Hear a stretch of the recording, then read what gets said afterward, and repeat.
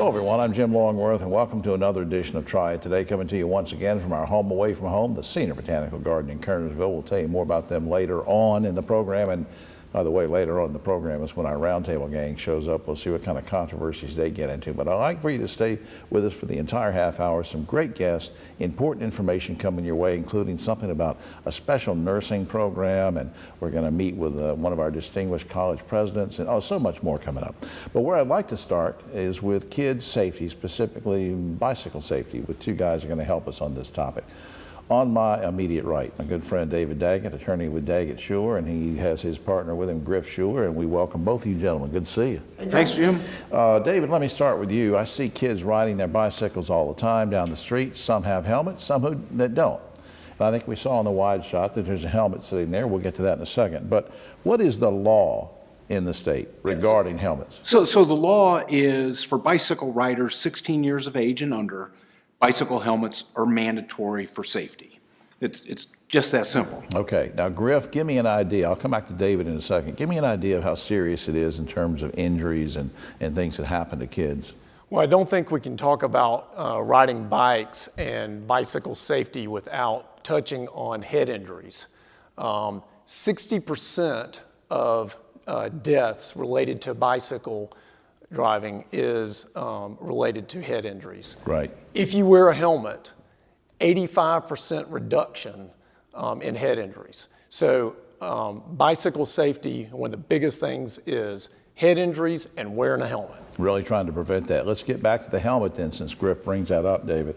You have the helmet here. Now, what's a proper fit for a bike helmet for a kid? Sure. So you don't just get them off the rack in the store. So here you go. No. This is for children and youth, but it applies to adults also. And we see lots of children around and adults too with helmets that are raked back like this on their head. That's exposing this area, that sort of thing. So very quickly, the rules are about 2 fingers above the eyebrow, so it's circling this part of the head. You make sure that the straps are tight and form a Y under the ear. And then on the chin strap, you don't want to choke, but you want that fairly snug so that the helmet stays in place if you go down. Right. Likewise, most helmets nowadays have a automatic tightening mechanism on the back. They used to call it a rock lock.